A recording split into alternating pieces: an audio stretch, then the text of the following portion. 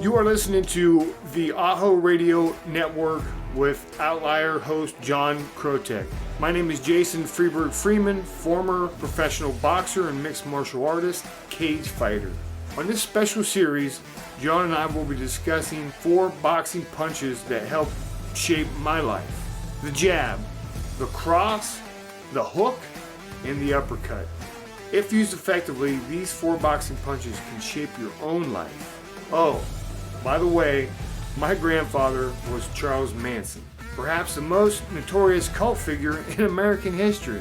I'll leave it at that. But thank you for listening to my story and supporting AHO Radio.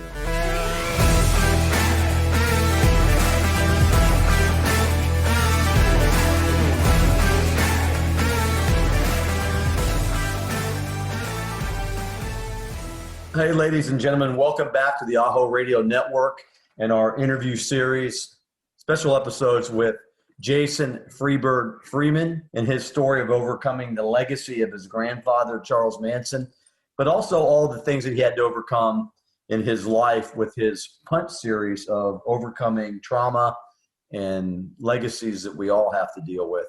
And we went through the jab, we went through the cross, we went through the hook, and now we're on the uppercut. And the uppercut really has to do with who's in your corner when you're going through life, whether it's family, school, work, coaches, the profession that you choose, the passion that you choose. You know, I want Jason to talk a little bit about, give us the backstory on finding the right people for you in your professional career or anything.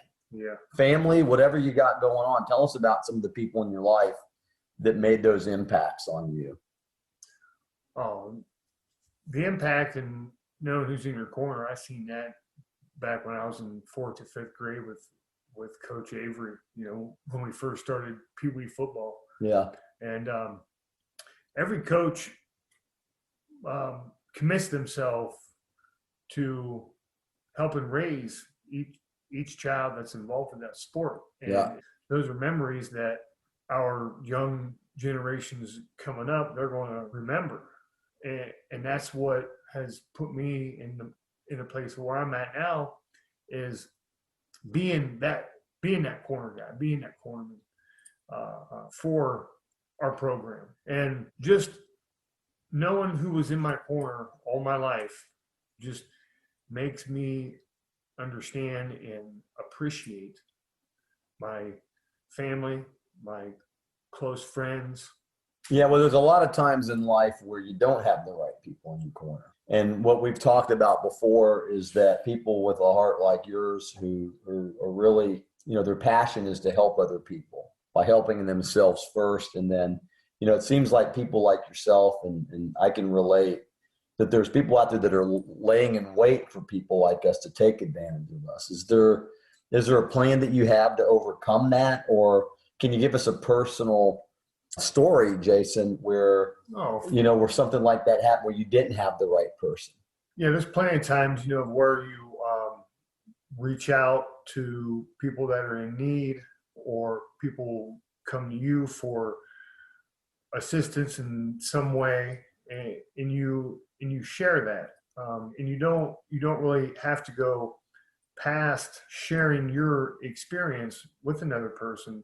Then you don't open that door up to be taken advantage of. If you're giving your time, if you give what in your heart should be given, or at the time can be given, then you can't be taken advantage of. So that's what I've learned. Really, who's in my corner? That's the organizations that I'm a part of. There's men and women within those groups that I'm far from alone. It's thousands and thousands deep of people that have your back. And I've come to experience really who's in my corner ever since I moved down to Florida. Yeah. And, and it's so important, because a lot of times we'll attract the people in our lives who are not really the right people, who are there for different reasons. And it's one of those tough lessons too to learn in life that that's going to happen. And what happens, Jason, with a lot of people, tell me if you can relate to this, is when these wrong people are not the right, or however you want to call it, when the people that aren't really working for you are in your corner. and we find that out. And sometimes it breaks our hearts. Sometimes it breaks our billfolds. And if you're not strong enough for it, you may ding yourself over it. You might blame yourself for it. And I really don't think that that's the route to go either, that it's not your fault that you attract these people, but you still have to be aware of it. Yeah, you have to be aware of it. My wife tells me now, she says, Jason, I don't know why you attract the same people that you used to hang out with back home. And I said, well, you have to come to understand that the people that are in my corner aren't the people that I'm helping. They're a tier or two or three above me, so that I have a mentor to go to. And I respect that so much that I am also a mentor to the ones who are looking for a step up. And that's awesome. And you mentioned the word mentor.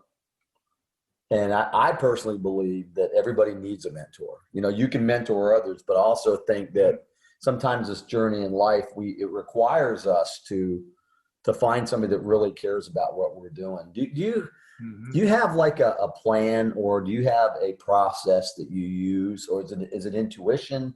Is it something that you work out in your mind? How do you find the people that really care about you? What do you use, Jason? What I use is, it's probably a little bit different than most people, but I just let it roll like this. Everybody's got 5 foot of rope, everybody. And when they walk themselves away, or they walk themselves off, or they're not seeing what they thought they were going to get out of someone or the next person, they hang themselves. They slowly deplete themselves from where they thought they had an opportunity to take advantage of you.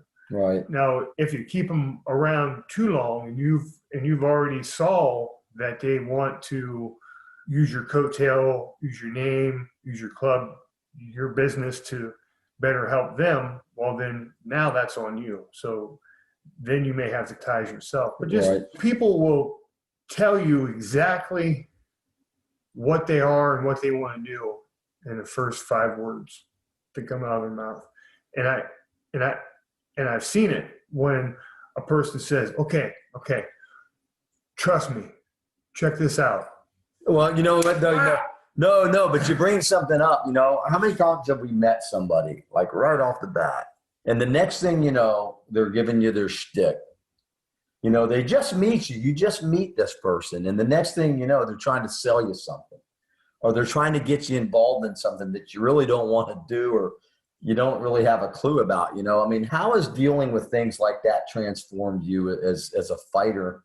And more importantly, really, as a human being, using the uppercut, using that punch to find, how have you been transformed when those people let you down, or when you meet somebody that's really important? And there are people that you shouldn't let go of. There are people who are meant to be in your life so that you can change, or so that they can change. So it's not like you can just let go of everybody, but just having an open mind, a forgiving heart, and a willing understanding. Not that we have to understand people's situations and their circumstances, but we also need to let them know and understand that they're not alone, and that they do have help, and that there is help, and where to guide them to. Not that we have to take them on into our world, but we can definitely point them in the right direction.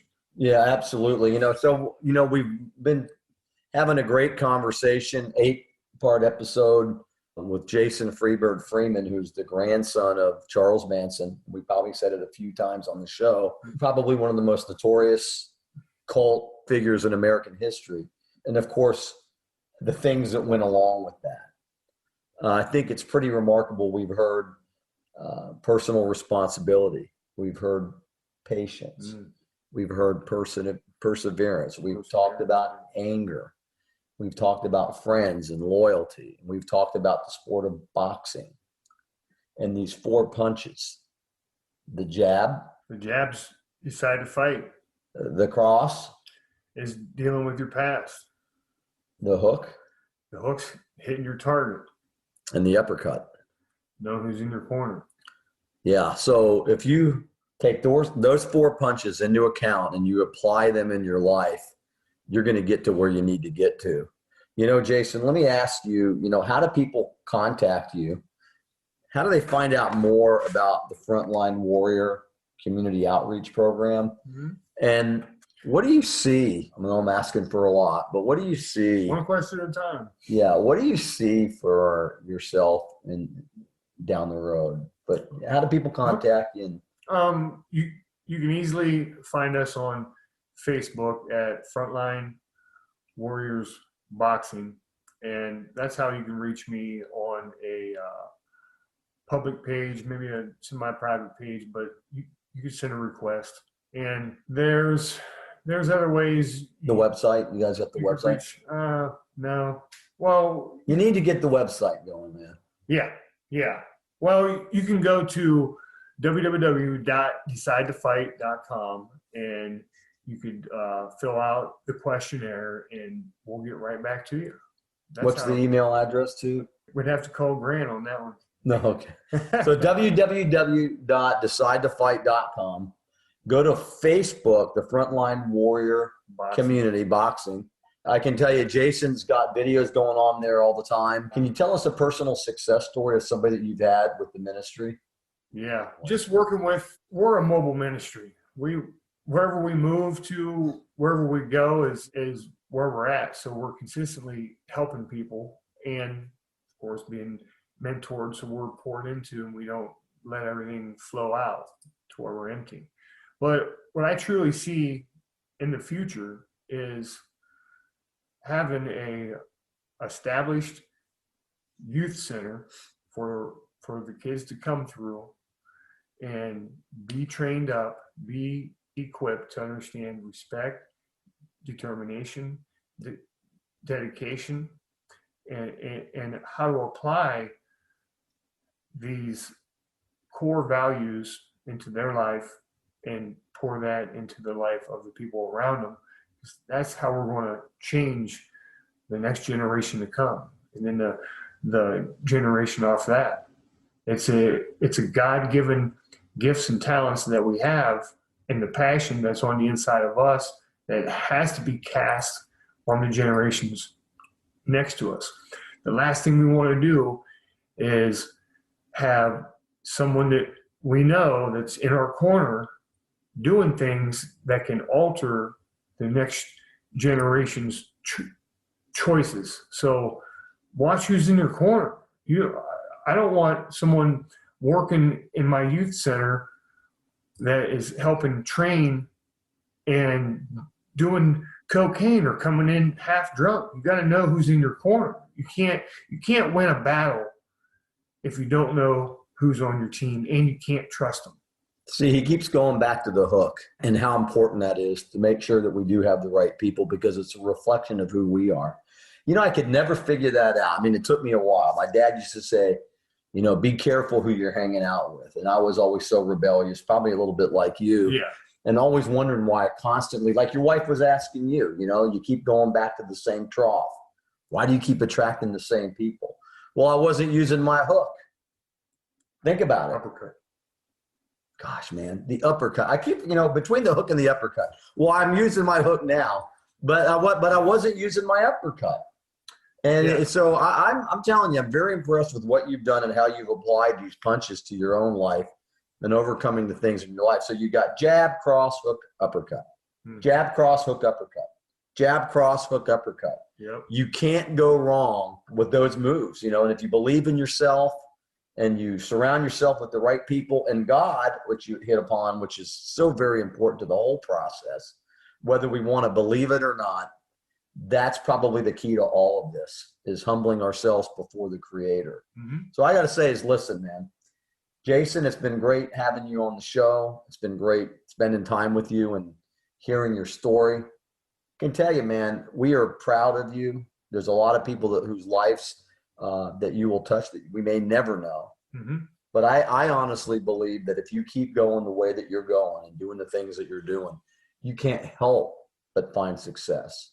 Yes. Keep getting up off the canvas, ladies and gentlemen. Keep tuning into what we're doing here on the radio show, and reach out to Jason if you'd like to talk to him on a personal note. I can tell you he's very accessible. Yep. One last question. Yep. Do you have a personal mantra that you live by every day? That I live by every day. Every day, man, just one. You got to have one. Mm-hmm. You know, And I'm not trying to put you on the spot. Wow.